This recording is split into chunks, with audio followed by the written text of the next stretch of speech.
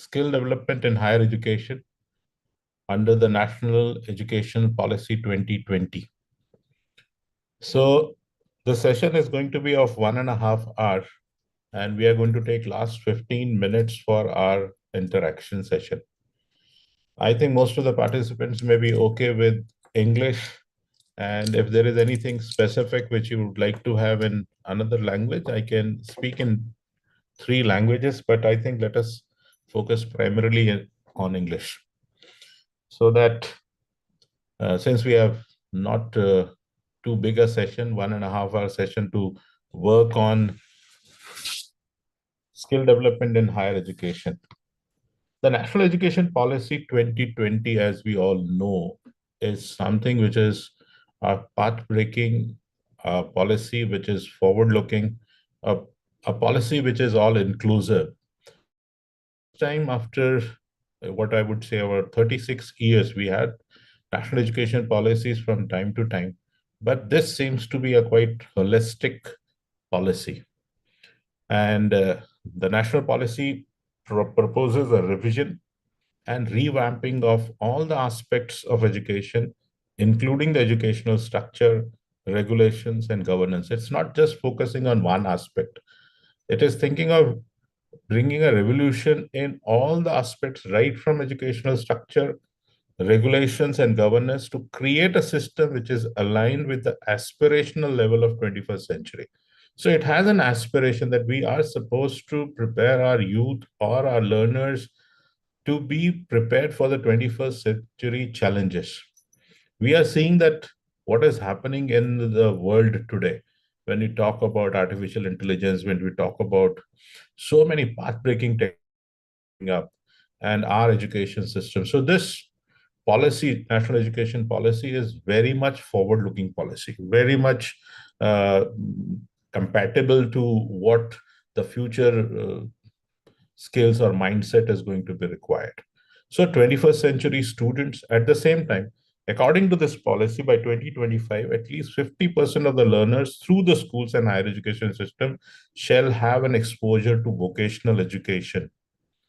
That means we are looking for something, a very, very staggering figure when it comes to the 50%. That means the gross enrollment ratio in higher education has to go up to 50%. Right now, it is somewhere in between 21% to 25%. Okay, there may be differences of opinion, how much people are coming up to the college level education. Now, 50%, at the same time, it is talking about the student should come from a vocational background. Till now, 25% or 26% gross enrollment ratio, we still find it out how many of them are coming from a vocational background. The moment I say vocational background, except few schools of thoughts, particularly when I say schools of thought, I'm talking about the education level at secondary and higher secondary level. Okay. Few courses, you may say verticals are definitely offering vocational education, like CBSE board, ICSE board, or some other international boards which are equipping themselves for vocationalization of the education at the early stage. But when it comes to the state boards, there are very few courses which are being offered in Maharashtra. If we talk about MCVC, minimum vocational competency courses, or at the most, some autonomous schools which have come up with some type of, what I was saying, aligning themselves with the National Education Policy 2020. Otherwise, most of the schools are still not very well equipped to take on this responsibility of vocationalization. No doubt, Atal Tinkering Lab has done, I would say, a big job in changing the mindset of the school students, even because pan India, it is almost 10,000 Atal Tinkering Labs which are operating at this point of a time in different schools. So it's a huge, huge impact that way. But moving to 50% of gross enrollment ratio, and that to having background of vocational education at the early intervention, is a challenge. We are going to look into the challenges what we are going to have when it comes to the vocational and the skill development. We are going to see phase by phase. But vocational education, for which a clear action plan with targets and timelines are actually in place. No doubt, we are 2 years behind the schedule because of the pandemic. We have started a bit late. This policy came into existence in 2020 under the leadership of the former education Smriti Rani, lately Javadekar ji, right now the Ashok Pradhan. All these people are bringing out with timelines, okay, because this holistic big initiative has to be implemented completely by 2035. That is what the whole program talks about. So 2035, now we can think of 2037 because of the 2 years gap. But most of the private universities, institutions have already taken up it very seriously. They have started working on it because it is something which has to be done on an experiential based or experimentally based, because something has to be tried out. And then we come to know what challenges we are facing in implementing it. Because if you go by the letter, the complete document of educational policy, it seems to be beautifully articulated, very well maintained, documented, everything. Now, the challenge is how to implement this policy. And we are coming up with the implementation policies also in a big way. Private universities have taken a what I would say a shot in arm when they come up for the admissions, how they are putting internship, entrepreneurship, all these aspects into their regular curriculum. The policy aims to overcome the social status hierarchy associated with vocational education and integration of vocational education into mainstream. Because till now, there is a very rigid mindset when it comes to the what skills you are going to give it to the children in the schools. We have seen in Maharashtra what happened to the MCVC course at 11th level and the 12th level. How many takers were there? Because there has to be some what I would say awareness which has to be created in the learner's mind at the same time with the parents, the stakeholder. Because if they are rigid to accept the things, because national education policy is giving a lot of choices to the learner for the first time, because it is shifting his attention from teacher centric approach to student centric approach. So when we say it is student-centric approach, that means the learner has to decide. Now, in Indian background or Indian culture, if we talk about, learner is still not at the forefront. It is the stakeholders like parents, the peers, the teachers are the decision makers. So we have to work on the mindset of the stakeholders also, particularly the parents, when it comes to the vocational education. क्या करेगा, ये skill लेके क्या मिलने वाला है इसको, school में क्या मिलेगा. There are different outcomes to this, okay, but mainly we try to focus on the process. And if the process is very difficult, then the stakeholder feels it out, the outcome is equally going to be difficult, okay. But the outcome in early intervention in the schools, when we bring vocational education, there are positive outcomes to it. No doubt that whatever vocation is going to be given or skill is to be given, it is going to be converted into employability immediately. No. Employability comes quite a late.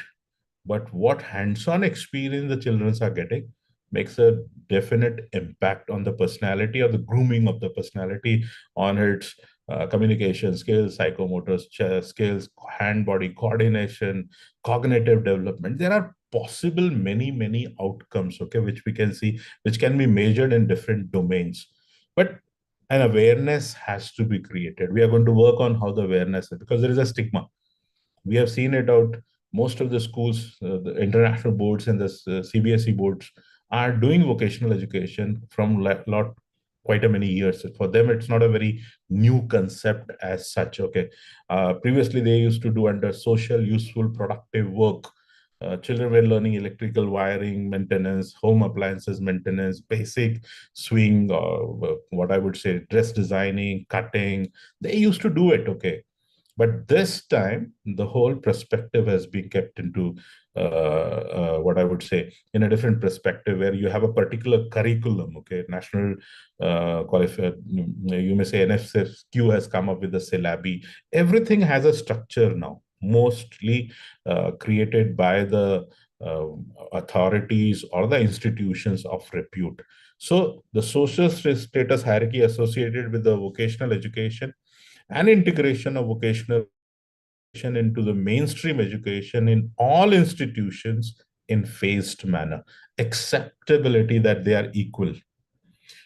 Previously, there were hard separations. We are going to talk about these hard separations also. There is no openness to accept vocational education as one of the part of the curriculum. Previously used to take it as extracurricular activity, something which is to be done in extra time, something encouraged to be done in a free time, part of the curriculum itself. So once it becomes it enjoys the status which other subjects. So that leverage is going to come up vocational courses also. So integrating subjects with vocational subject is going to be a challenge. We will need a lot of infrastructure. We will need a lot of human resource.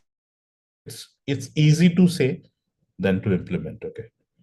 And when we talk about a policy decision, and we all know education is a state-owned subject. It's not with the central government. Central government can make a policy, okay, make a draft for it. It goes to the state, it goes to the state cabinet, state constitution, you may say legislation, and the state legislation then tries to put it into the, what I would say, into the state. Fortunately, Maharashtra is fortunate to have the national education policy under the chairmanship of the famous scientist Raghunath Mashelkarji, who has headed this committee and has recommended how NEP has to be implemented in Maharashtra.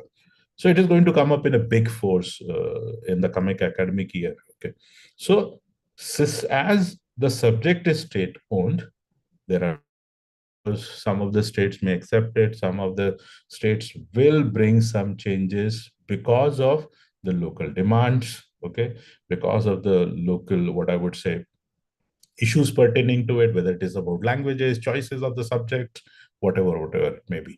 So there are challenges, no doubt about it, but there is a force also, that positive force, because there is a lot of acceptance from the educational fraternity about this whole policy, that it has to be implemented, and because we don't have much choices apart from this.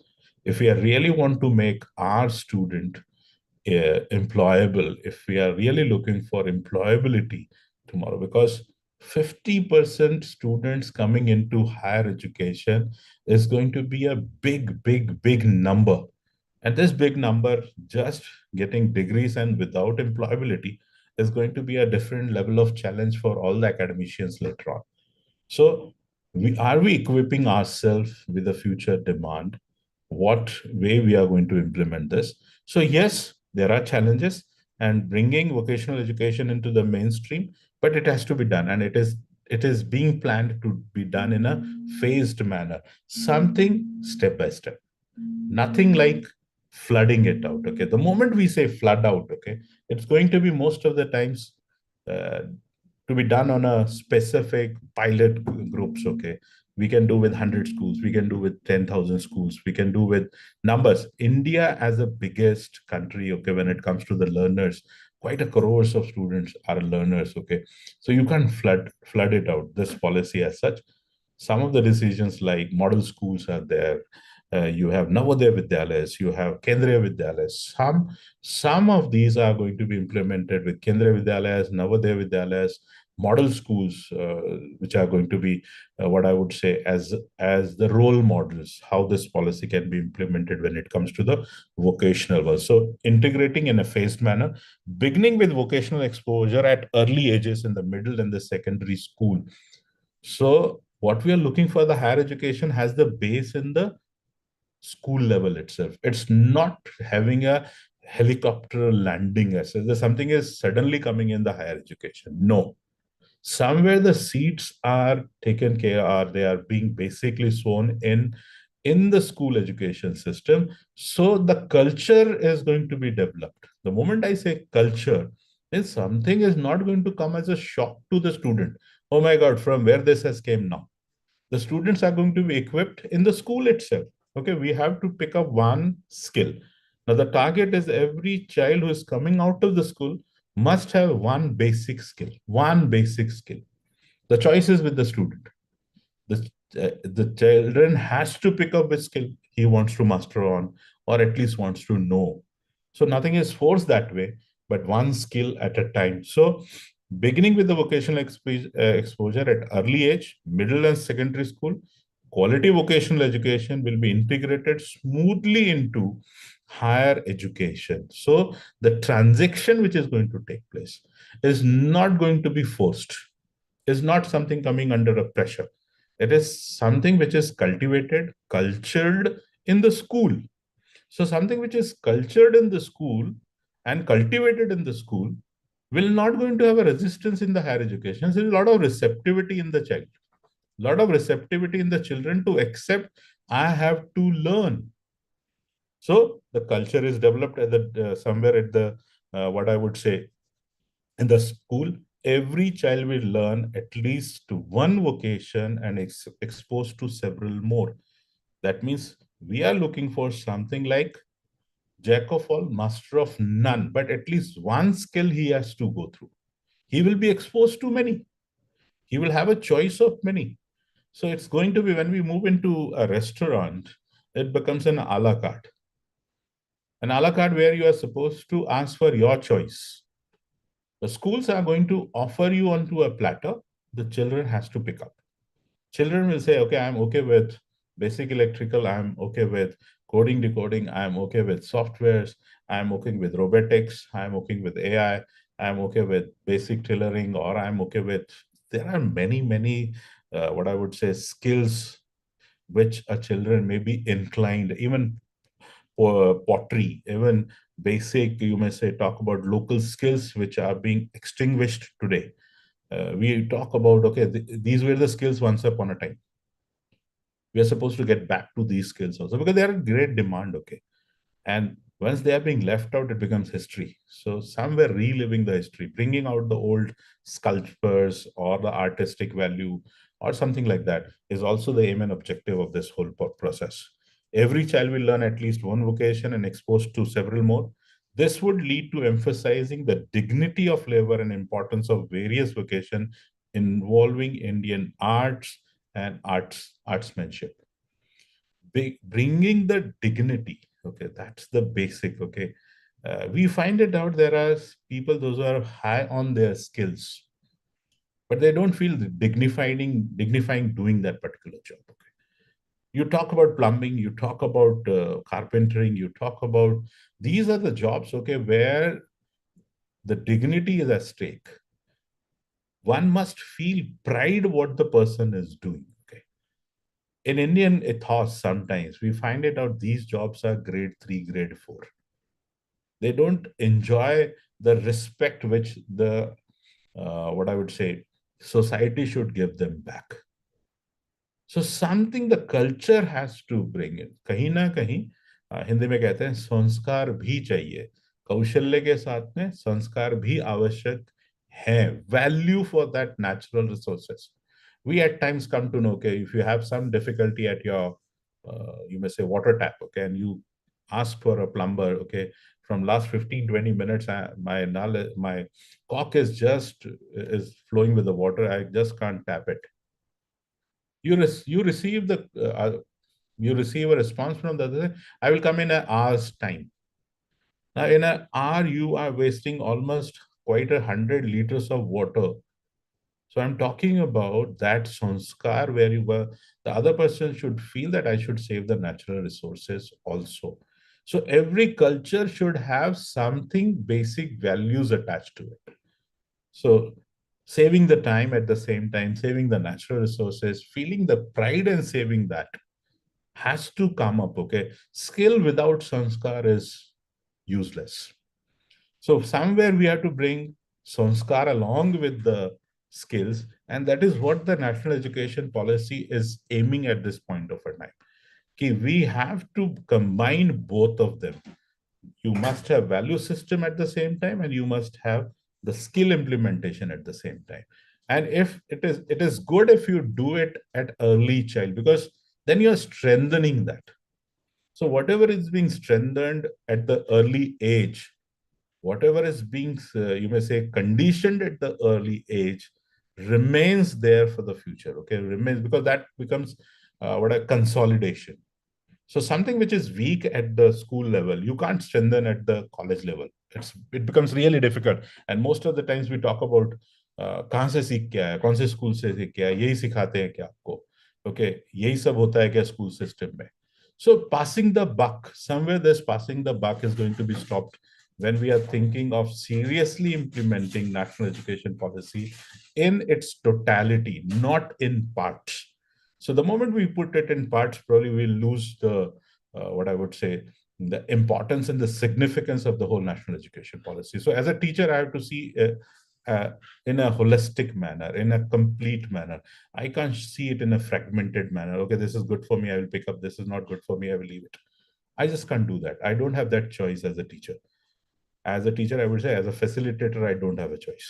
I have to pick it completely. So every child will learn one skill. Okay, dignity of labor is important.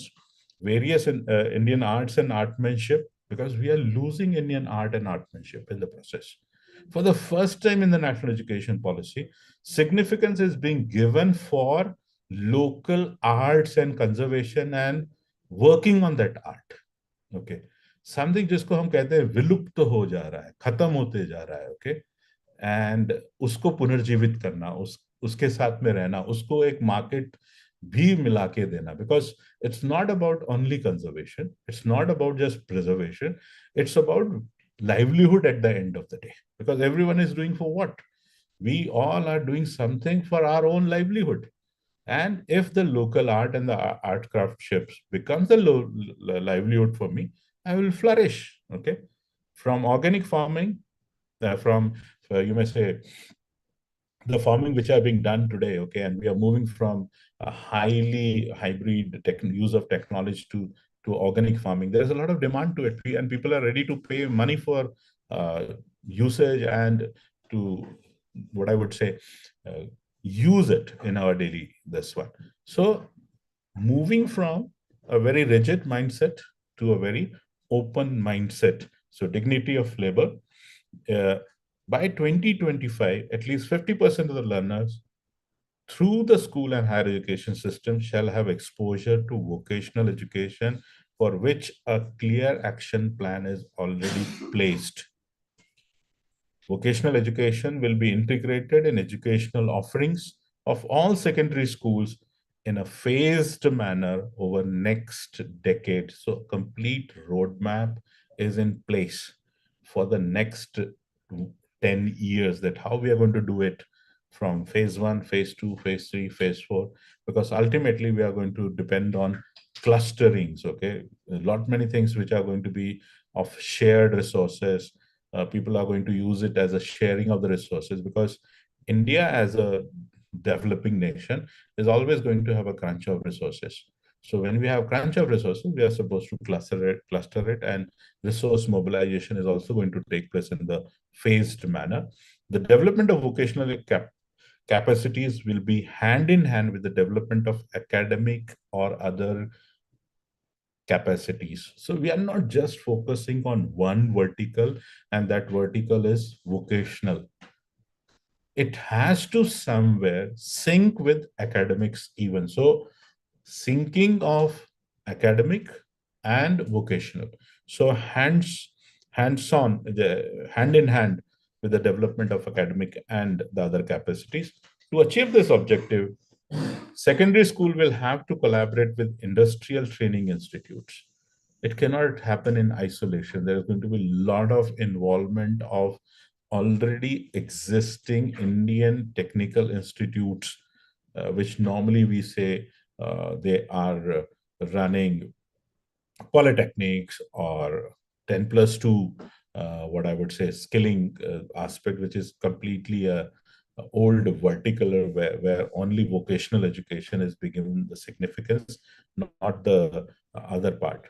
So ITIs, polytechnics, local industries, we just can't leave local industries, because most of the local industries at times says that the skills are not matching what they're looking for.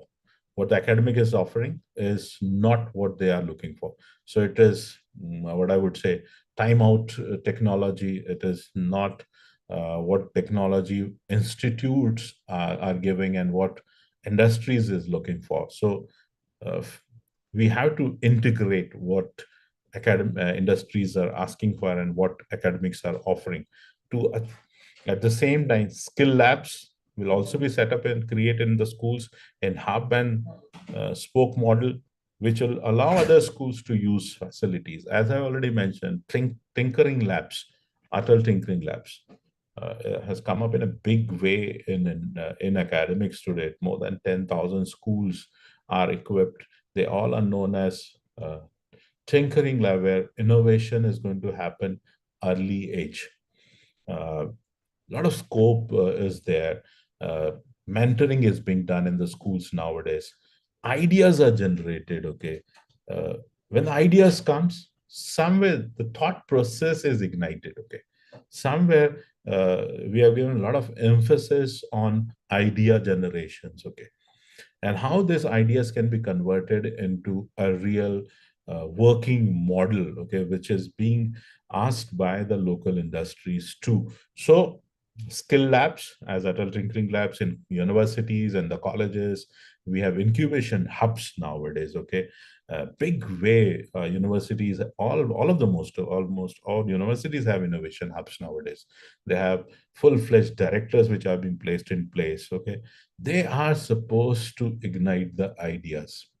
They are supposed to work on how these ideas can be converted into realities. Okay, because somebody would like to see idea conversion into reality. Otherwise, ideas will remain ideas. Okay, and if it happens in the campuses, probably yes, that can be a path-breaking academic industry interface. Higher education institution will offer vocational education either on their own or in partnership with industries or institutions. So a lot of MOUs are going to be signed. Memorandum of understandings will take place, because till now academics used to be pure academics. So even institution of higher education used to do lot of academic research. And when we talk about action research, because previously vocational education is something which has to do with technical institutes. Engineering colleges will do it. Okay, some other institutes will do it. How come a mainstream college can do it? Who is offering art, science, and commerce courses? Who is offering pure academics courses? Okay, how they will take on vocationalization of these subjects? Okay, yeah, they are going to take it. And higher education institution has to offer. Now they had to do some hand holdings. They are supposed to do something with the local people, those who are having expertise in their local, what I would say, skills domain. And they may not be having I would say postgraduate degrees. Okay, but they can definitely mentor with their expertise which they hold on. Okay, so their what I would say, experience, their legacies, okay, can be of a great help. So we have to do a lot of basic research that what we are offering to our students. We have to do some need gap analysis also, what children is looking for and what the industries is looking for. Is there a gap? Okay, and yes, we find it out, there's a huge gap. And that's the reason where you find it out, unemployability at a greater length, a greater high. So that need-based gap analysis, higher education institutions has to do it, and they can do it with the partnership with the private companies and industries and other institutions. The Ministry of Education, as I think that's an outcome of national education policy itself, that the ministry which was previously known as Ministry of Human Resource Development is no more Ministry of Human Resource Development. For the first time, it is known as the Ministry of Education, because education is something which is evolving, okay, which is not rigid as such. What we find education today, because it's lifelong learning, that is what education is. So experiencing and learning it. So when we talk about human resource development, we are talking about polishing and polishing. But education is beyond policing. Okay, it is something where you're supposed to live with dignity, where you're supposed to respect others, where you're supposed to have competition and cooperation at the same time, when you're going for your you may say placements and all. So lot many, and education should bring harmony. Education should bring a lot of sadabhav, if you talk about. And that's why probably from HRD to education, because HRD was a cut, you may say, it's like a very, very difficult cutting edge competition for the employability. And always we used to, whenever we talk about HRD, it's all about employability. Education gives us a bigger canvas, that how art can be of a education, how sculpturing can be of a greater significance. So moving from a rigid mindset to a open mindset, and probably that may be the reason that we have switched on from HRD to Ministry of Education. And there are recommendations which are being done by the National Education Policy 2020, and how it is going to collaborate very well with our skill development. Okay. Number one and the foremost is no hard separations. These separations are being taken away. And when I say no hard separations, it means between art, science, commerce, between curriculum, extracurricular activities, between vocational and academic streams. There are no hard separation. Today, we used to have watertight separations. There are hard separations, okay? Arts means arts. There is no flexibility that an art student can take something from science. Science means science. That means something, if it even it's triggers the child likes to have something from the arts, a science student cannot go for. Something which I'm learning in engineering, and if I'm inclined towards knowing the politics, if I'm inclined to know about literature, music, craftsmanship, I was not encouraged. Rather, there is no window as such to pick up something from the other, you may say, faculty as such. Previously, there used to be a hard separation between these are the activities which are completely known as academic streams. Okay, these are the known as uh, vocational. These are known as curriculum. Okay, these are something which are curricular activities, and these are something which are extracurricular activities. So there has to be hard separation. And for the first time, National Education Policy 2020 has taken away these separations as such. So every activity or every course or every elective as such today carries the same weightage. If it is to be, because the moment I say extracurricular activity, the moment I say no flexibility as such, it brings a lot of rigidity in the minds of the learners also, at the same time the one who is going to facilitate these learning skills. So National Education Policy 2020 has taken away the complete hardcore separations. So one can jump from one course to another course, another course to another course. Seems to be what is being said, seems to be very easy. But when it comes to the implementation part, I think the colleges and the universities have to do a lot of research and development when it comes to preparing their timetables and giving the electives. As in the beginning, I said, National Education Policy for the first time is moving from teacher to learner perspective. Learner is going to be the one who is going to decide what he wants to learn. It's not going to be the teacher or the curriculum which is going to decide, okay, we are going to offer you this and you have to accept it. A lot of movability is going to, as the credit system is going to be enforced. Most of the universities have already done it. Okay. At the same time, if you have questions, okay, we will have it in the last 15 minutes, okay, because if you put it in the message, it at times distracts. So I would recommend if you can ask me in the last 15 minutes, okay. We are going to have this window around 12:15, okay. So if you have questions, you are most welcome to ask around 12:15, okay. So no hard separations, and when no hard separation, it means a lot of flexibility. So students will have the flexibility to pick up. And this is going to be a game changer as far as the learners are concerned, because I've said we are moving from a teacher-centric approach to student-centric approach where students wants to learn. Okay, even the pedagogies, even the way how the learner actually wants to learn, choices are going to be there. And these choices are not limited in higher education. These choosing of the subjects is going to start at the secondary education itself. So the learner is going to pick up the subjects after 8th standard, 10th standard, which subjects the learner actually wants to learn.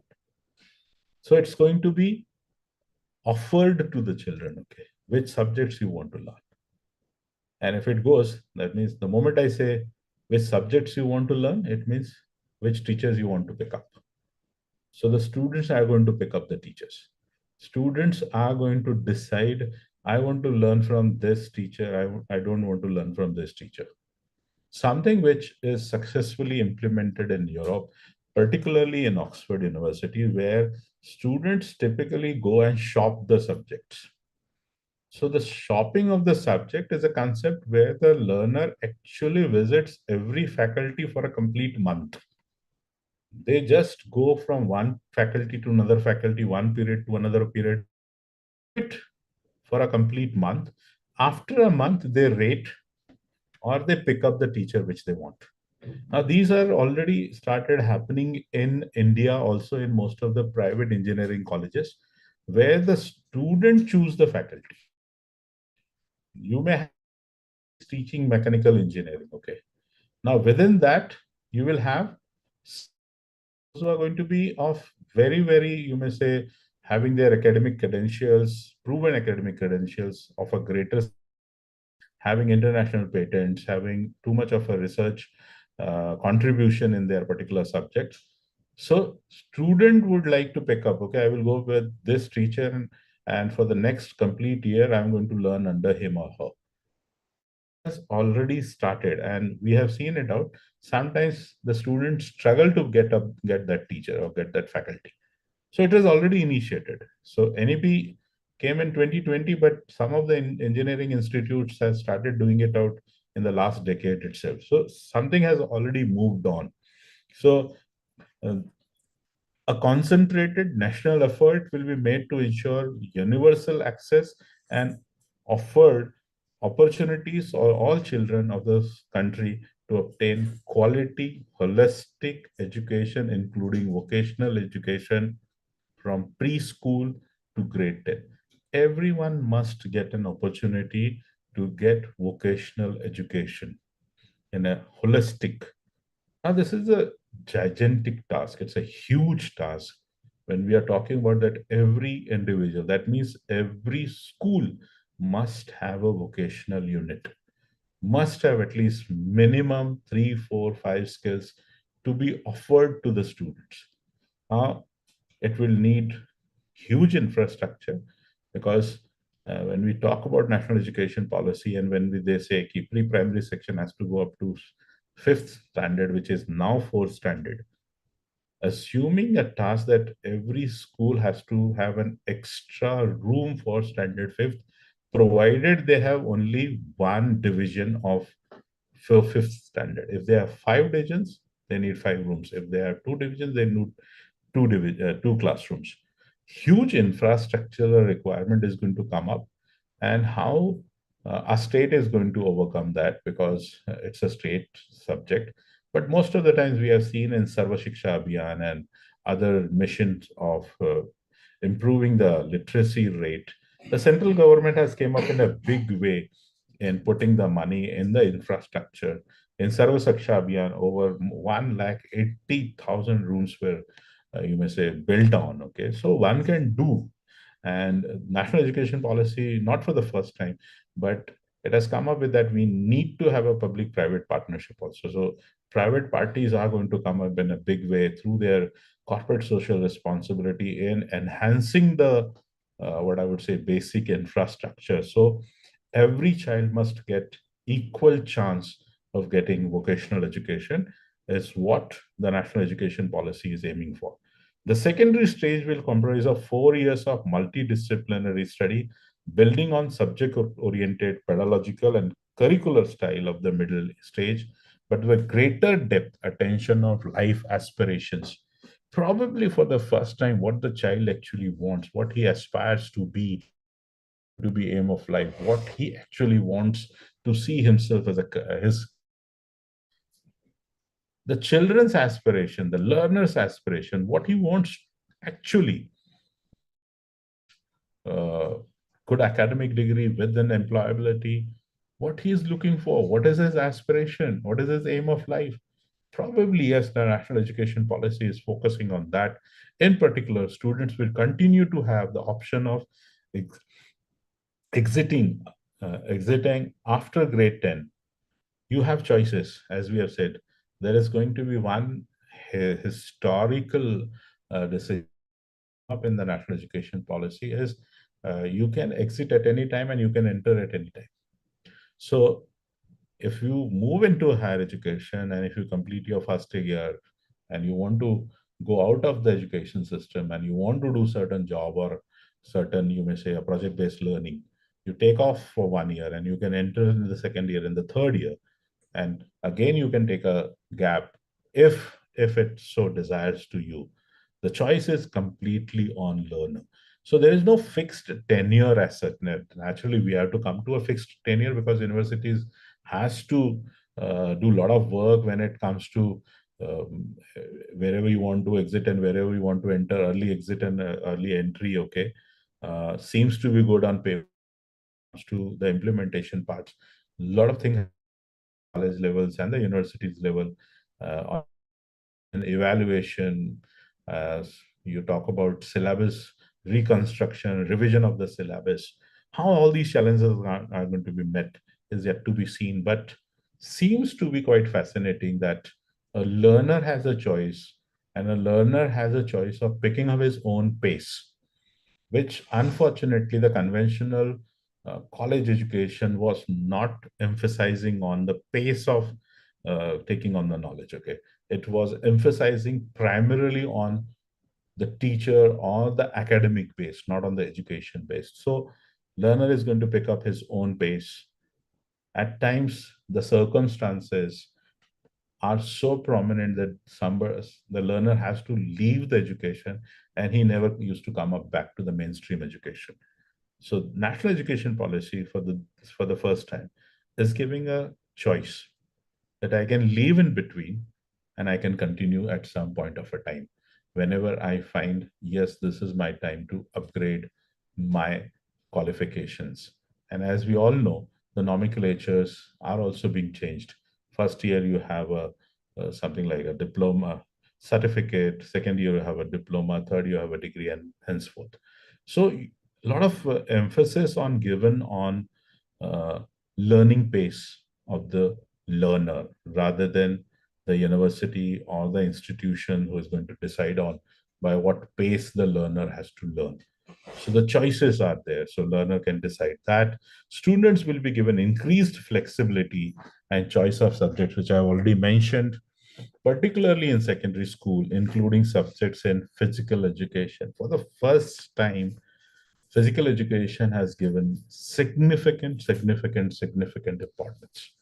Till now, it is all about mind, it's all about cognitive development, it's all about remembrance, recognizing, memorizing the whole plus things. But for the first time, the learners are supposed to learn, okay, by their own choice and supposed to strengthen the physical education. As we all may be aware of it, that 45 minutes mandatory physical, what I would say, exercise or games or physical activities are made mandatory. The moment I say mandatory, now over here, the school administration, they don't have a choice. They have to put this physical educational regime in their timetable. No choices as such. You can escape it. You leave 45 minutes of physical exercise.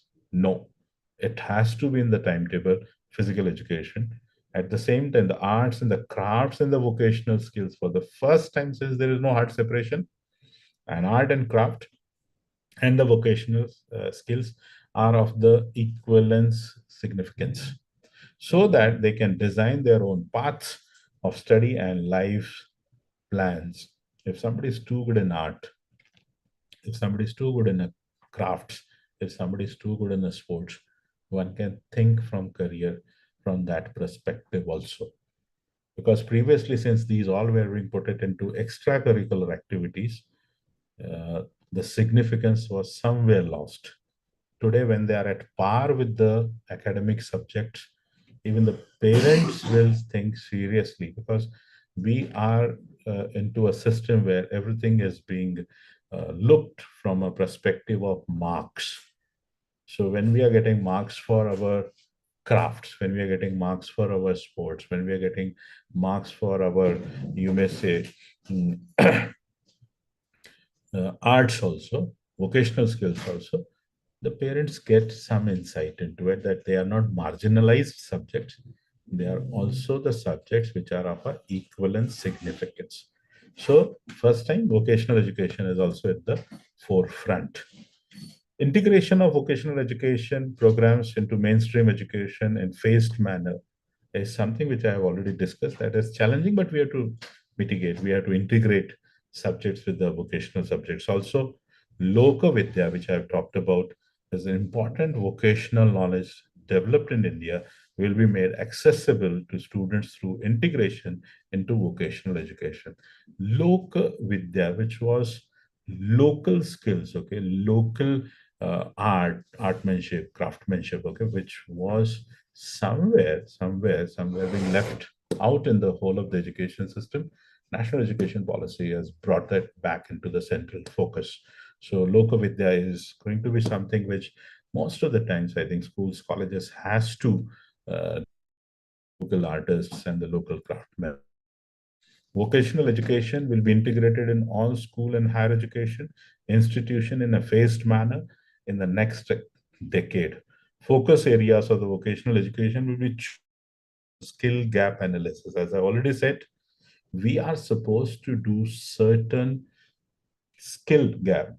What is it is needed? Okay, what is the industry is asking for? Based on the skill gaps analysis, a mapping of local opportunities has to be done.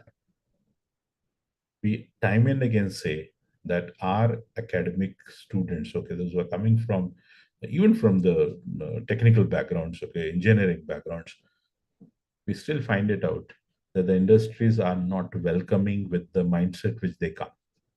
So there is a lot of gap, okay, what the industry is asking for and what the conventional syllabi gives, okay, and there we find it out that the private universities having a high end, okay, they have a better performance when it comes for the placements than our conventional universities and conventional colleges, okay, because private universities are coping really well with what the industries are asking for, and somewhere our conventional universities are supposed to be more forward looking, and seeing that our syllabuses are being updated from time to time rather than the rigid 3 year span, 6 year spans, or something like that.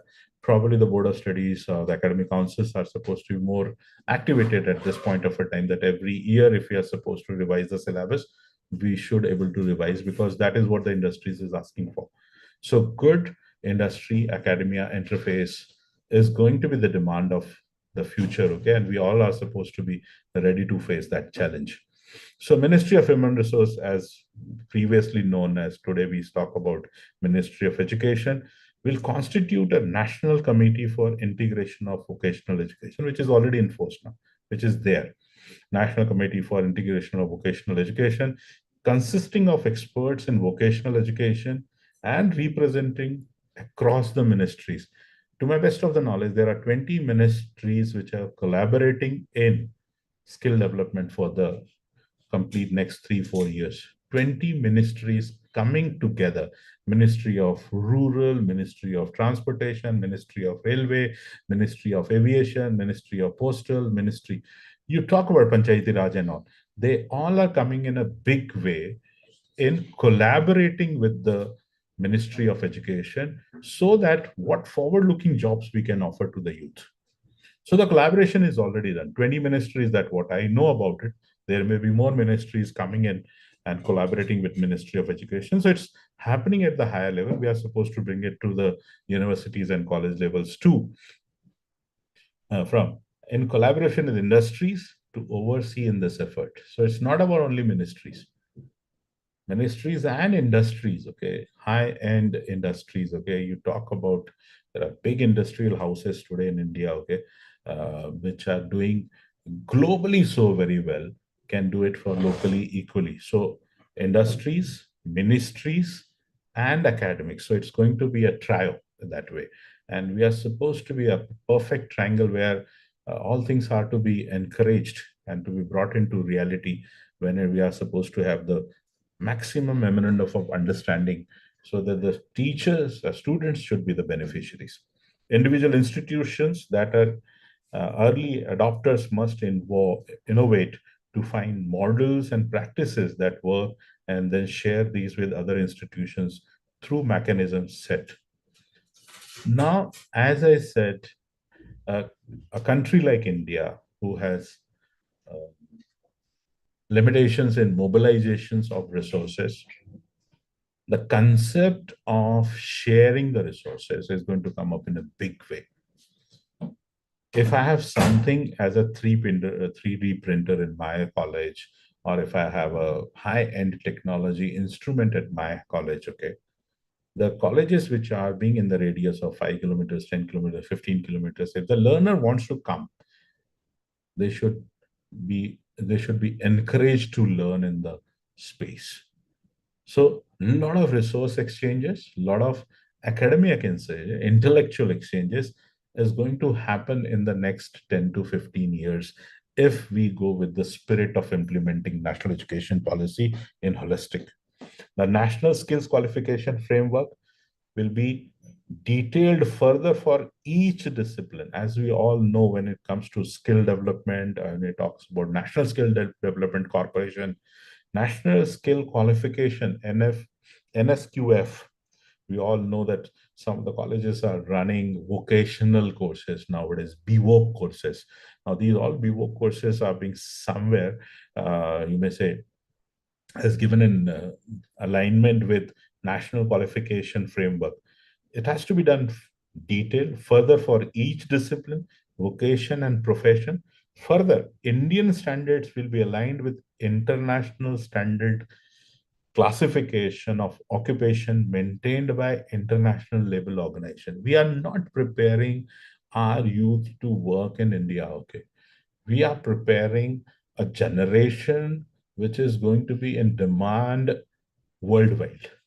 The moment I say worldwide, we are supposed to have some standards, okay? Indian standards has to get detailed with the international standards of labor, okay? ILO, London and all. So that equivalence, that threshold has to be matched. Otherwise, we find it out. Most of the industries normally says, okay, we have to work again on your youth, 6 months, 1 year, and then they come at par with us. Then they come somewhere what we are looking for. So huge money and the time and productive time of the employability is being lost in retraining the same. So can we have certain standards which will match with the International Labour Organization also, where it's like ready to transfer, ready to go for, ready to be productive, rather than not so ready to be productive, rather than has to be retrained.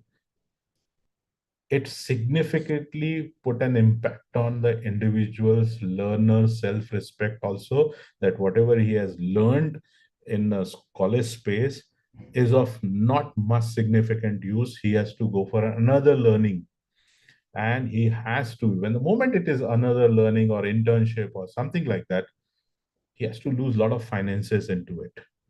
And that finances losses can be taken care if the youth of today in the colleges and the universities is ready to move on and perform in the industry. So somewhere that benchmarking of performance, somewhere that quality education, which is looked upon by the industry, is being incorporated in our syllabuses from day one itself. So changing in the syllabuses, revising the syllabuses, putting annexures to it, and a lot of freedom and autonomy given to the academic probably is going to be the game changer in implementing national education policy when it comes to the skilling. I'm not talking about the academics. Academics do need change over a period of a time, but skilling and upskilling and bringing new technology and equipping ourselves with the new technology, you can't or we can't go with a rigid syllabus. We are supposed to keep on changing, because technology changes not in minutes. Nowadays, it changes in seconds. Okay. So we can't be updated by seconds. At least we should be updated by months. So, what a futuristic education, which we talk about, what will be in demand after 6 months? What will be in demand after 1 year? Yesterday, I was watching certain aspects about artificial intelligence, whether we are going to live with real film characters henceforth. Okay, because artificial intelligence is going to bring out a lot of videos into it. Films can be brought it in days, okay, not months, years. We all know Leela Bansali takes a year, 3 years, 4 years to complete a project.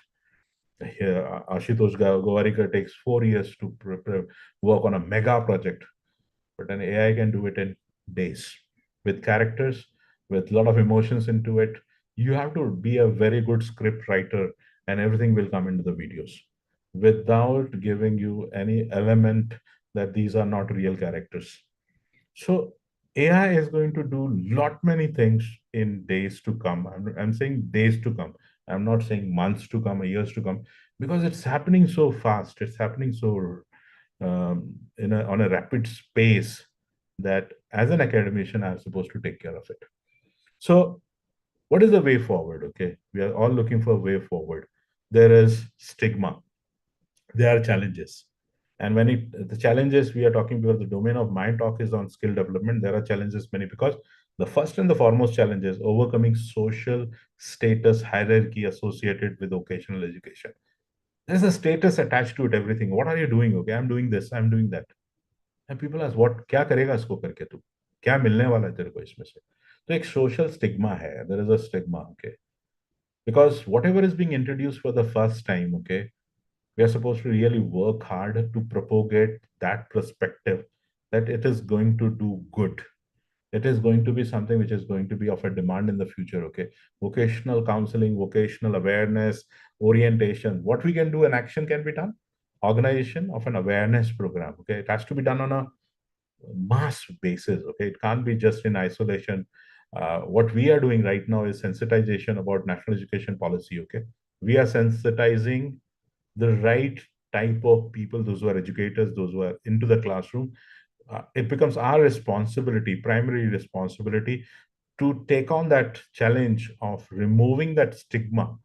Okay, the stigma is having a big impact on the mindsets. Okay, on skilling whenever it comes to the skilling, and we have a history. Okay, we have National Skill Development Corporation, we have Skill India movement. Lot many things are being already done. Okay, now we are doing it out in a more structured way and at a college level. So you will have students also already say, sir, हमने तो ये किया हुआ है, हमने तो वो किया हुआ है, हमने ये भी किया हुआ है. Okay, you will have students like that, because already 5 crore youths are being trained pan India on skilling. Okay, some of the other skills are being given. Now this youth is coming back to us in the colleges. So whatever stigma is left, awareness programs, change the general perception and attitude towards vocational education. We have to do that. Vocational exposure as the first baby step, and the right baby step is already being taken, that we are starting it with the schools. So something is already coming from the schools to the higher education, will take a lot of stigma out. It's not like something which is being done for the first time, or we are doing it for the first time. We are going to be a game changer. No, something is going to be done at the high, in the school level. So a lot of things are already started over there. Information education, communication, and media campaigns. We have to use social media to a greater extent. We all know the significance of social media today, which was neglected, I would say, or not rated properly. Today, if you use social media properly, or if you work on social media properly, we can change the perspective, we can change the perception, because perception is what is to be needed to be changed. The second challenge, Integrating vocational education with general education, that's again a challenge. That how you're going to integrate vocational education with general education with focus on social inclusion, gender equality, and inclusive education. How you can do it? Introduction of skill-based activities from preschool to grade 12th in the beginning itself. Do that. Reframing curricula through enhanced content of vocational knowledge and skills. Wherever you find it out that you can introduce something skill-based activities, do that. Our academics, which is previously is a lot of academics, lot of education into it. Can we bring some life experiences, life skills into it, skilling that so that the content of vocational knowledge and skills better cross alignment with skill standards and interdisciplinary content. Something which I think national education policy is working so hard that since we don't have hard separation, we are encouraging interdisciplinary approach. We are encouraging multidisciplinary approach. If somebody wants to study psychology, probably somebody has to study the clinical, the body anatomy, the physics of the individual. You can't study things in isolation anymore. Everything is interlinked, everything is multidisciplinary that way. So can we have this approach with the skill development also? Developing workplace related skills, attitudes through internship and other job. Now, internship is something which I think higher education person should see it very, very, very clearly.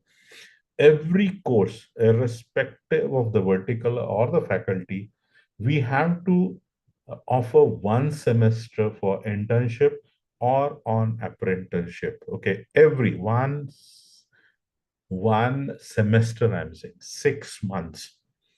Now, this is going to be under the supervision of the faculty. We have to do a lot of industry interfaces. We have to do a lot of MOUs. Every college is going to be on the toes because if one semester has to go in for internship, if has to go on internship, just imagine how many people we are going to look for, how many industries, how many local self-governance, how many NGOs, how many institutions we are supposed to tie up. Because if somebody is working in the management, somebody is doing a BCom, okay, how many chartered accountants we have, how many articleships can go for, how many students can go for book writing, tally, how many people that can go for so many other things, okay. And these are going to be done under the supervision of the mentor, okay, an academic counselor, which we normally say, and the industrial supervisor. So a culture has to be developed. If I'm saying one complete semester, which was previously only for the vocational institutions or the institutions which are offering technical education, now we are shifting it to the college level. And once we are in sports, okay, somebody has to join a club, somebody has to be a trainer over there, somebody has to be a coach, or somebody has to work with the coach for 6 months for training oneself in one particular, you may say, game. We have to explore. There's nothing called ready-made coming in, okay? We have to explore where we can place our children, our learner for 6 months.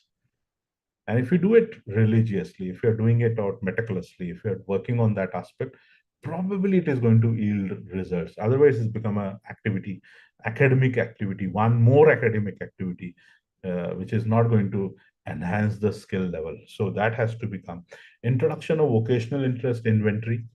Can we know what the child is interested in? And it can be done in the school years itself. And vocational interest inventory, where we can judge, where we can come to know what skills the children is good in. Can we strengthen these skills furthermore? So knowing the potential of the child early, the moment I know a particular potentiality, as a facilitator, as a teacher, if I say, I can create an environment where this particular skill of the child or ability of the child can be strengthened more. So a lot of observation. If the inventory is not there, probably teachers are the best observers. What the child is in good, what the child is good in. Okay, and if we can do certain amount of mapping, okay, of potential ability mapping and guide that particular child. Okay, some students have good allocation, some people are good in teams, some groups are good in crafts, handwriting. There are so many domains, okay, where we can see a child can be. Ensuring private sector partners participation, that is one aspect where we can do. We are supposed to ensure that the colleges are having participation and fundings through private parties also. Introducing Lokavidya, indigenous knowledge, and in schools through vocational education, it's a challenge, okay? But we are supposed to identify local vocations, crafts for organizing internship for students on indigenous practice. These all are indigenous. These are very local. Identifying local experts for that. We no doubt every local, wherever the local skill is, at least we can find one, two, three, or one minimum expert who is good in doing that particular skill, who can be a mentor for the students, who can bring the internship training to the students. They may not be good in designing the internship project. Probably our skill setup is going to be required. Their expertise can be taken, but we are supposed to prepare a small, what I would say, program for 6 credits or 9 credits for a 6 months period, and giving that internship and giving that training for the student.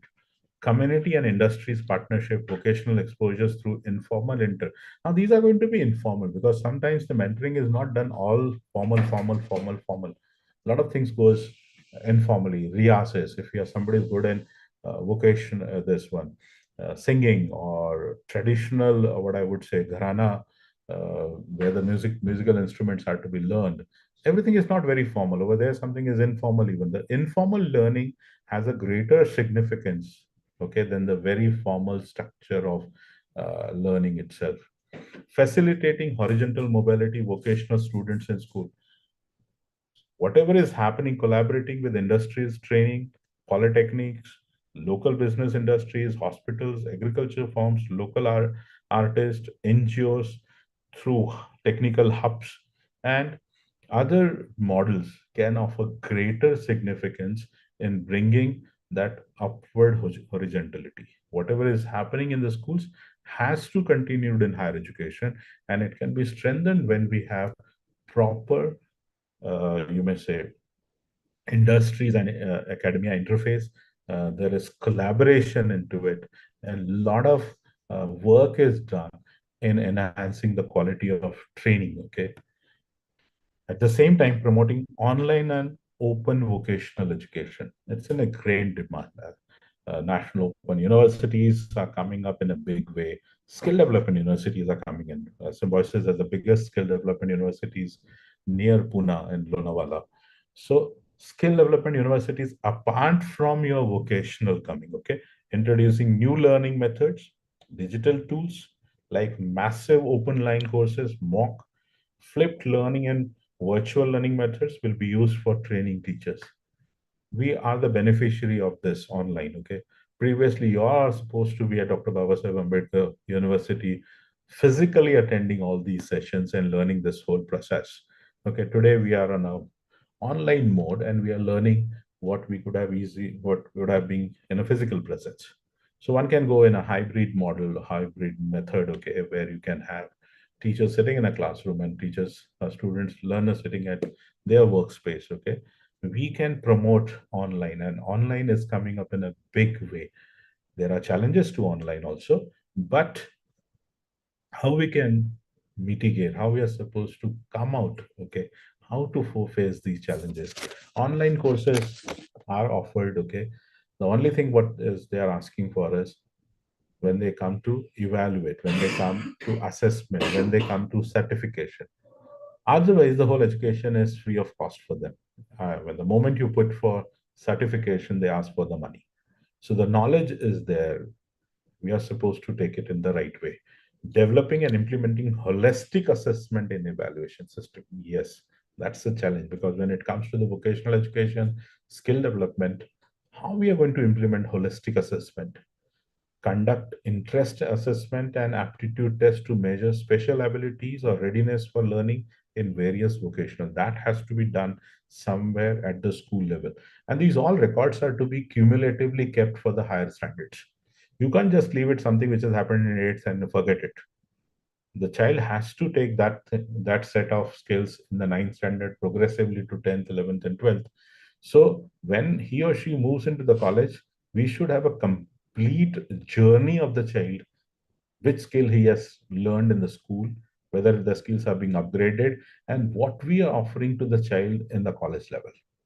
So it should be of interest of the child. Okay, if I'm learning something in robotics in my school, okay, whether my college campus gives me that sort of an environment where I can further upskill my robotic skills, what I can do for AI, artificial intelligence, what I can do for something coding or decoding, what I can do for something, that all cumulative longitudinal study has to be kept. You can't keep what the child has learned in the school and left it.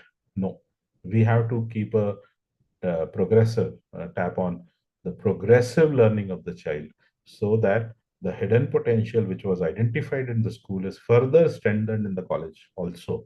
So that sort of a measuring the achievements of learning outcomes through various tools and methods as checklists, group work, peer assessment, worksheets, presentation, student portfolio, a complete 360-degree assessment of evaluation of the student. A lot of work has to be done. It's easy to say than to do. 360-degree evaluation is that anyone can come and evaluate, whether it is raters, whether it is teachers, whether it is peers, whether it is subordinates, whether somebody who's as a stakeholder from the school, okay? Anyone can come and assess. Fostering vertical mobility of vocational education, yes, we need that. And that primary job is the courses under the National Skill Qualification Framework, National Higher Education Qualification Framework shall provide the vertical mobility for the students. That becomes their prominent job, that we are supposed to give them a vertical. Okay, what next? What next? What next? After graduation, post graduation, integrated. A lot of things are coming in the national education policy as integrated courses learning. Okay, the moment I say integrated, it shows the inclination of the child. Okay, I'm going for a 4 years, 5 years integrated course, like BSc BEd, like BA BEd. So it's an integrated. I know my direction is fixed now. My direction is I want to be a teacher, and that's why I'm doing BSc BEd. So the child brings a lot of consciousness in picking up the course. So a learner picks up the course based on the consciousness. So something which national education policy is giving us in a big way, probably we as a teacher has to be consciously decide what we are supposed to offer to our children. So ensuring professional training for preparation of quality vocational teachers. Now every teacher who is listening to my talk, okay, has to upskill now. We have to be in a learning and a receptive mode, because that's the demand of the situation. We just can't go with whatever skill sets we have. Okay, I'm a good academician, I will do good research, my thing so gets over here. No, developing capacity of vocational teachers, we need definitely teachers those who are good in academic vocationals. Okay, no doubt about it. But if we are integrating it with the regular academics, okay, you all as a teacher, okay, we are also supposed to upskill ourselves. We are all supposed to learn a new skill as one of the, probably we don't know what eighth pay commission is going to bring out with for us. Okay, there may be an extra added to it, that the teachers are supposed to equip themselves with one or two or three skills. Okay, as previously in Maharashtra it was done with, that you are supposed to be MSCIT. Okay, you are supposed to be basic competency in your computers. Okay, that was the one competency which was not there required when you have actually joined the job. So now also it may come up that you are supposed to be. No doubt this vertical is for the vocational trainers, instructors, facilitators, but the present teachers are also going to take on to this. They are going to be motivated to catch on with the skills which are required. Okay. Pre-service training skill will be introduced. Short-term training courses for preparing, like what we are doing right now as a sensitization towards the national skill development, national education policy. Similar courses can be prepared or worked out for you to upskill yourself short term, maybe 10 days, 15 days, 20 days, okay, through online offline mode, to offer it through State Council of Educational Research. SCRT is the what I would say governing body in most of the states, which design, prepare the modules, train the trainers, and further it goes. And district institutes of educational training, DITs, are also there. External trainers, experts in various vocations, can be invited to train teachers at cluster level, block resource centers, and DITs also. So lot of what I would say is, significance is going to be on vocational training. Why? Because there is no hard separation now. Because there is no differentiation between curriculum and extracurriculum activities. So everything is going to be treated as academic. Fostering innovations in training of teachers through partnership between the VET, that is Vocational Education Training Institutes, and industries and research. So a lot of emphasis is given on skilling and upskilling. We have to identify and we have to see which industries can give us the best. And there are industries, okay, to my best of the knowledge, some of the industries in Pune have taken over some of the polytechnics, okay, where what skill set the industry is looking for, they have incorporated everything in the syllabus. So the children or the learner is ready to be placed in their own industries. So a lot of things have already initiated even before the national education policy actually is put into force. So as a teacher, as a learner, as a teacher primarily, not as a learner, we are supposed to be quite open-minded to accept the challenge which the national education policy has given us. I would say it's more of an opportunity than the challenge, to come close to your learner, what the learner actually is looking for. And we can give the best to the learner and increasing the employability. That is what I think we all look for. And that is what in student progression, when the NAC peer team visits and talks about what is the ratio of your employability, probably skill development consciously is going to raise that bar of employability for sure.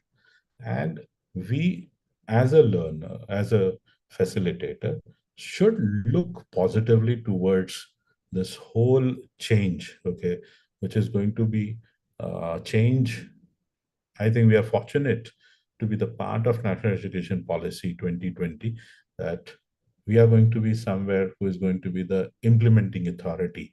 And that is the core. Okay, policies can be made and will be made from time and again, but your sincerity, your devotion, your perseverance is going to make a huge change. Okay. And a lot of responsibility at the end of the day comes on to academicians. And you all belonging to this academic fraternity, okay, uh, should see that you are privileged to bring that change, okay, a dream change in education system, which we all looking for. Yes, we can bring a change. Yes, we can be one instrument in bringing this positive change in the education system. So, as a facilitator, I need to be open, receptive to the new ideas, to the new challenges, take on and work on, because internship is going to be a challenge. What internship you are going to offer to a commerce graduate, what internship you are going to offer to a learner who is doing something in English language, or that matter for a language, or somebody who's doing something in psychology, or somebody who's doing something in sociology, somebody who's doing in physics, chemistry, biology, okay? At least science subjects, we can think about some internship.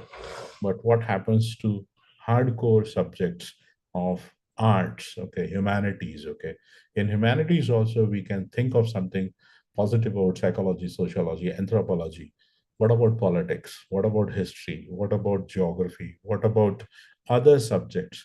So a lot of innovation has to come from your end, because as I said in the beginning, there are no ready-made solutions for internship or apprenticeship. We have to envision what we can offer, and it's not for 10 days, 15 days, 20 days, or taking a field trip to one organization and making them to learn. It's that the learner has to go in and learn, and as opposed has to write a complete comprehensive. I when I'm saying about a very, very sincere project based learning, I'm talking about not something which is a time bound and it is finished. Okay, something which is being programmed. Okay, and then I visited this, I worked under this. No, a complete project based where the child has to make a sincere presentation after completing the internship to the peers or to the other learners. The other learners also get some insight what this boy has learned or the girl has. So some triggering or some brainstorming, a lot of is needed, and a lot of teaching learning material has to be prepared. A lot of things are to be articulated. A lot of things are to be worked on, because this is something which we have not thought of it. Given a thought, because 2020 actually started pandemic time itself. There were a lot of public interests, you may say, and we were asked to give the suggestions what education policy we all are looking for, and there were more than 80,000 suggestions which came up. Okay, many institutions work day and out to bring this particular change. Okay, they become the voice of India, that we want this type of education system, because an education system on a crossroads was what initially we used to talk about. Now moving from this crossroad to a positive outlook. Okay, our gross enrollment rate to what we having right now to a 51%. I don't have a doubt that it is going to get on 51%. My only concern is 1%, whether these are going to be employable youths, whether they are going to have job in their hands, or they are going to be again struggling for the jobs. So skilling is one way which can make them empowered to have the skills, have the jobs.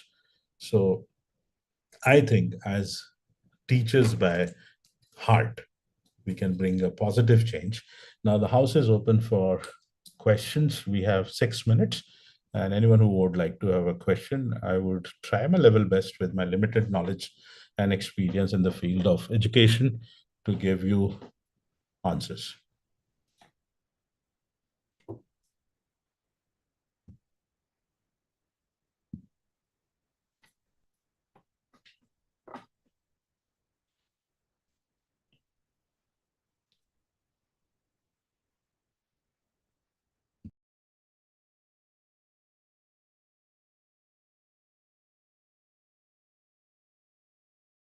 I would request you to put your sincere feedback in the chat box now. So there are almost 62 participants.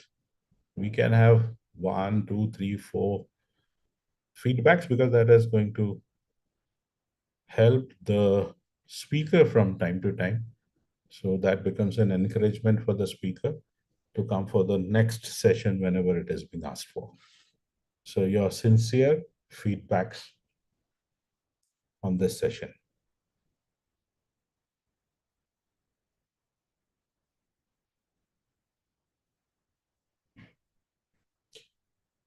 Yes, somebody has put one.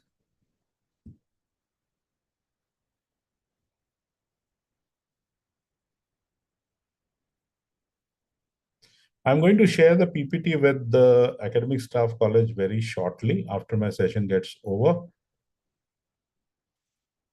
The flow is very much there, which I will be sharing. I think it is the request of roll number 87. Okay. So I will be sharing that.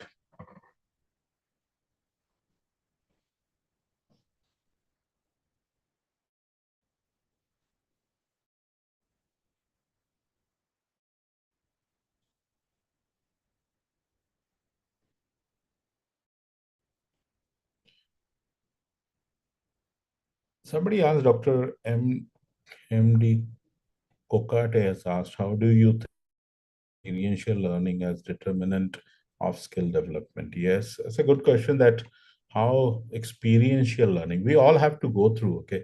As I mentioned, as a facilitator, I have to go through certain skill learning projects, okay? Whatever I can introduce into my classroom, if a skill mindset on an experiential learning, what you experience, you can share it with a lot of what I would say conviction. If you experienced a particular thing, okay, then it becomes a lot of mind talking rather than heart talking. So experiential learning through, if I'm a psychologist, okay, talk about me as a psychologist who has an experience of handling, say, about roughly some cases of dealing with anxiety, dealing with depression, dealing with some other aspects, core areas of counseling. Okay, it can be a handy to introduce experiential learning in my classroom. Okay, so you yourself having certain experiences can go miles in enhancing the skills of your learners. So that way, that skill develop. So a teacher has to go through certain experiences by oneself first. It can go when we move into the classroom or in our workspace as such.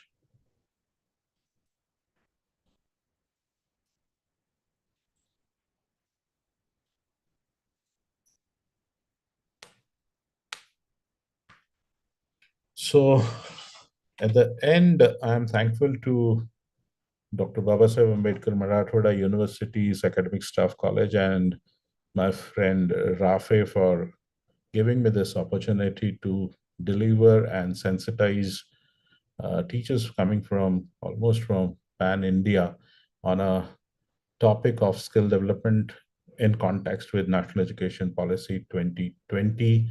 It was nice to be with you all.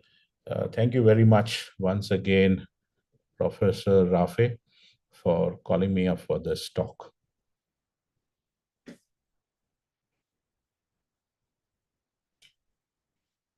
Professor Rafe, should we take a call? Somebody who is there at Dr. Babasaheb Marathwada University.